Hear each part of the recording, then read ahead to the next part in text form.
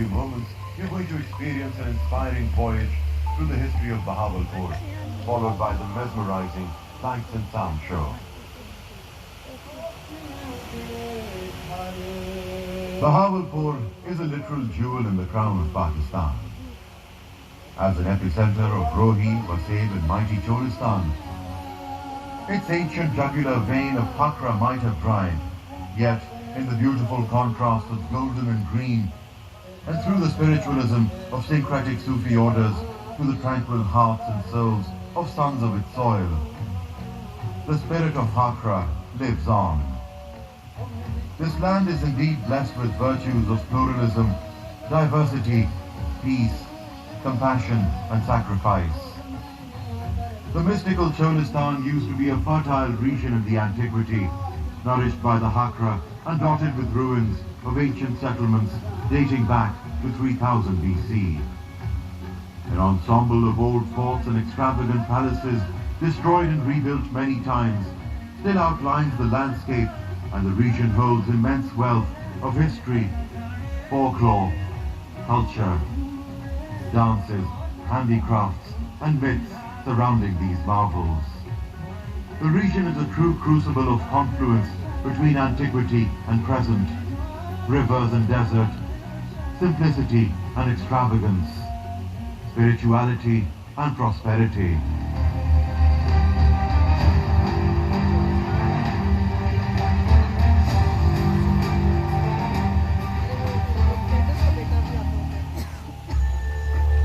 The erstwhile state of Bahawalpur was ruled by the Abbasi king. The Abbasi caliphs, revered by the Muslims across the world, due to their noble association with the Holy Prophet, peace be upon him, had led the Muslim world for centuries from Baghdad.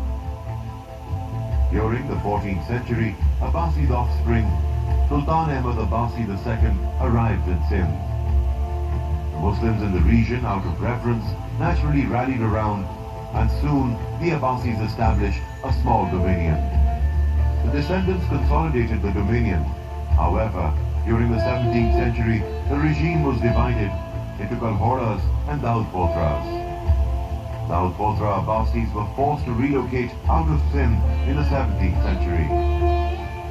This became a precursor to the inception of the state of Bahawalpur, when Amir Sadeq Mohammad Khan Abbasi, the first, a Daudpotra Abbasi, upset by the belligerent Kalhoras, left Shikarpur and arrived on the periphery of Cholistan in the year 1727. The revered lineage of pioneering Nawab, complemented with political, military and administrative genius, resulted in laying of solid foundations of this highly dynamic welfare state. Soon the formidable centuries-old Darbar fort was wrested to the state from the ruler of Jaisalmer, and the state started to exponentially expand its frontiers. In 1746, the state had established Bahawalpur as capital, a city highly advanced and vibrant for its time. The remarkable fortitude of the state and rapidly changing political environment was manifested in its braving tests of times, as parlous as the expeditions of Nader Shah and Ahmad Shah Abdali, the disintegration of the Mughal Empire, pressure from 6 bordering states, and British expansionism. At its zenith, the state spanned over an area of 45,911 square kilometers, larger than Belgium and Denmark. Its borders reached up to Bikaner and Jaisalmer in the east, River Indus in the west, River Sutlej in the north, and Sindh in the south. Each succeeding Nawab contributed valuably to the glory and luster of the state. Some of the most exquisite architectural marvels and highly advanced educational and health facilities were developed in the 19th century under the dynamic leadership of Nawab Amir Sadeq Mohammad Khan Abbasi IV. Its valuable contributions include the construction of elegant Noor Mahal to serve as state guest house, the majestic Sadiq Mahal as a state secretariat, Daulat Khana Mahal as a royal abode, Sadiq Egerton College as a well-founded educational facility, and Bahawal Victoria Hospital as a premier state-of-the-art medical facility. He was succeeded by the highly imaginative Nawab Bahawal Khan V, who further enriched Bahawalpur through architectural wonders like Darbar Mahal and the exquisite royal residences of Mahal, Nishat Mahal and Gulzarmahal. Nawab Bahawal V was succeeded in 1907 by one of the most visionary, benevolent, dynamic, diplomatically astute and deeply respected rulers of princely India, Nawab Sadeq Mohammad Khan V, who succeeded his father at the tender age of 3 years. Nawab Sadiq was educated in London and Aitchison College, Lahore, while a council of regency ruled on his behalf. Nawab formally took over the reins of the state in 1924 after a coronation ceremony. The state machinery inherited by Nawab Sadiq comprised trained civil servants, able ministerial cabinet under a prime minister, a well-endowed treasury including a highly stable Bank of Bahawalpur with branches even outside the state, a well-empowered judiciary including high court and lower courts. A trained police force maintained impeccable law and order, and the state also had a well-organized and modern state armed forces, commanded by officers trained at Royal Military Academy, Dehradun. The state had an airport at Kanpur, its own aircraft and naval vessels. Nawab Sadiq was highly revered with British and other foreign governments for his statesmanship and diplomatic brilliance. In 1937, out of 600 ruling chiefs, only 6, including Nawab Sir Sadiq, were invited to represent princely India in the coronation of British Emperor George VI. Nawab Sir Sadiq made prolific contributions to the progress and prosperity of the region. He spearheaded Sutlej Valley Irrigation Project and built Firozpur, Islam, Suleimanki and Panjnad headworks. He upgraded Bahawal Victoria Hospital into an unmatched health facility. He established libraries in all tehsils of the state, besides developing grand educational facilities such as Sadiq Reading Library in 1924 and Abbasiya University in 1925 on the pattern of Jamia Al-Azhar of Egypt.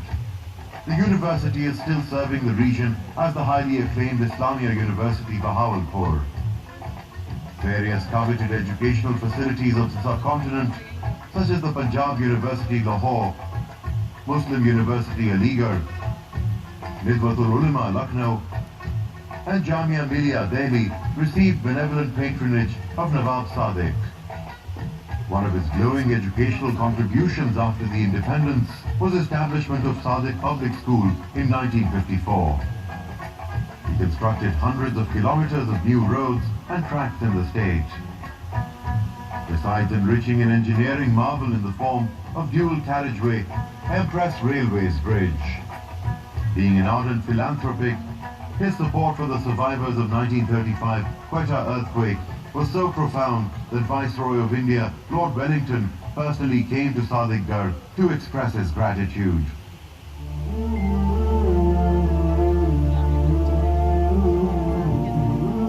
Nawab Sadiq was a devout Muslim. He served the Muslim cause generously through financial assistance to holy places and constructed 4 residential facilities named Bahawalpur House in Mecca and one in Medina for pilgrims from Bahawalpur. Bahawalpur state also had the honor of providing Khilaf-e-Kaaba, and the parchments of the replaced Khilaf used to be brought back to Sadiqgarh and kept as a holy relic.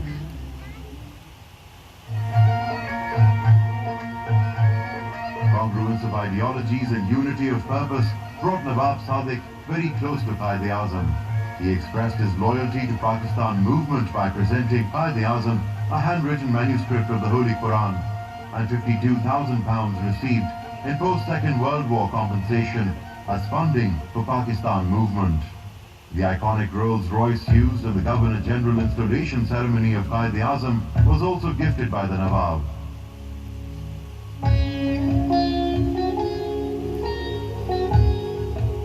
On 3rd October 1947, Nawab Sadiq unconditionally acceded to the state of Pakistan through a constitutional instrument.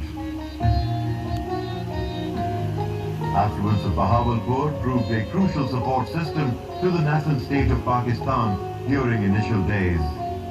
Pakistan had no state bank at that time, so the Bank of Bahawalpur served as a conduit. Offers by the government of Pakistan to compensate loss of palaces in Delhi, Missouri and Shimla were magnanimously declined by Nawab Sadiq. He gifted 72 million rupees and 22,000 tons of wheat to the government, besides disbursement of government servant salaries from the treasury of the Bahawalpur during initial months. He pledged 20 tons of gold to British Central Bank as assurance for issuance of currency for Pakistan. He also gifted aircraft to the National Airline. The state of Bahawalpur forces, comprising a brigade group, including infantry battalions, artillery regiment, and supporting elements, became a distinguished constituent of Pakistan Army. Quaid-e-Azam expressed the nation's gratitude as we are thankful to the state of Bahawalpur and Nawab Sadeq Mohammad Khan V for providing Pakistan with money to run the state affairs, even providing ink for our pens. A few years after independence, Nawab Sadiq was honored with the rank of General in Pakistan Army. In 1959, President Ayub Khan visited Sadiqgarh Palace and invested Nawab Sir Sadiq with the highest civil award of Pakistan, the Order of the Nishan-e-Quaid-e-Azam.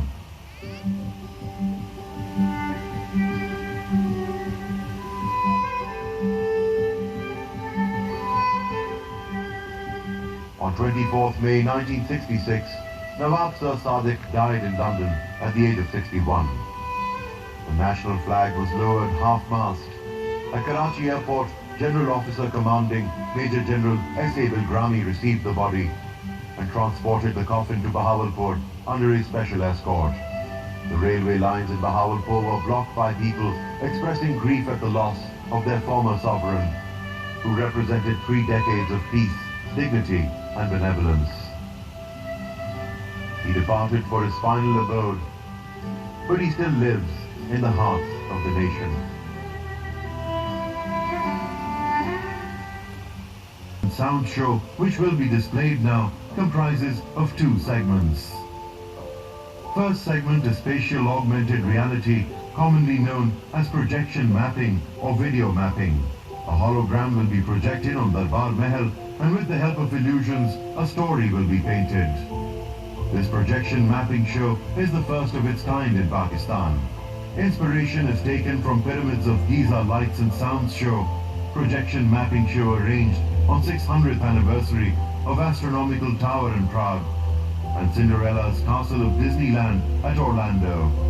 Current projection mapping, which you're going to experience, is second version of the first flagship Darbar Mahal Lights and Sound show.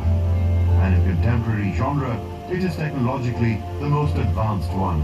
In the second segment, Nishad Mahal on your right side, Baradari on your left side, and the magnificent Darbar Mahal at your front will be lit in several steps.